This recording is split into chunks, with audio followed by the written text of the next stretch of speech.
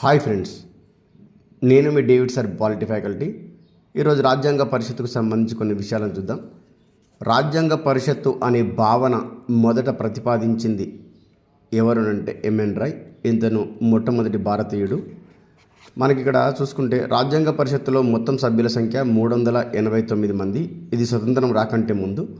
భారతదేశానికి స్వతంత్రం వచ్చిన తర్వాత ఎంతమంది సభ్యులు అంటే 299 మంది సభ్యులు. మొదటి సమావేశానికి హాజరైనటువంటి సభ్యుల సంఖ్య 211 మంది.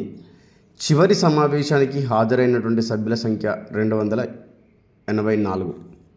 మొదటి సమావేశం డిసెంబర్ 9, 1946 సంవత్సరంలో జరిగింది. చివరి సమావేశం జనవరి 24, 1950లో జరిగింది. రాజ్యాంగ పరిషత్కి అధ్యక్షుడిగా డాక్టర్ రాజేంద్ర ప్రసాద్ ఉన్నారు.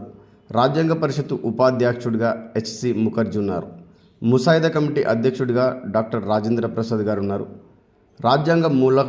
రాజ్యాంగానికి ముఖ్య సలహాదారుడిగా బిఎన్ రావు, బెనగల నరసింహారావు గారు ఉండడం అనేది జరిగింది. రాజ్యాంగంలో లక్ష్యాలు, ఆశయాల తీర్మానాన్ని ప్రతిపాదించింది జవహర్లాల్ నెహ్రూ. దీని ఆధారంగానే మనకి ప్రవేశిక అనేది తయారు చేయడం అనేది జరిగింది.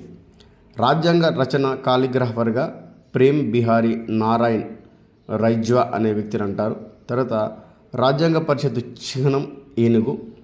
రాజ్యాంగ రచనకు పట్టినటువంటి కాలం 2 సంవత్సరాల 11 నెలల 18 రోజుల కాలం.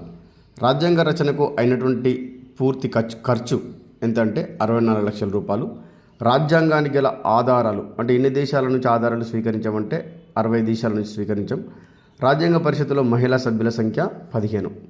మై డియర్ ఫ్రెండ్స్, త్వరలోనే డేవిడ్ సార్ పాలిటీ క్లాసెస్ అనే యాప్లో వీడియో క్లాసెస్ కూడా అవైలబుల్గా ఉండబోతున్నాయి. దాదాపు 2 days లోపు ఆ వీడియో క్లాసెస్ కూడా తక్కువ ప్రైస్ తోటి మన విద్యార్థులకు అందించాలన్న ఉద్దేశంతో మంచి డిజిటల్ క్లాసులని ప్రిపేర్ చేయడం జరిగింది.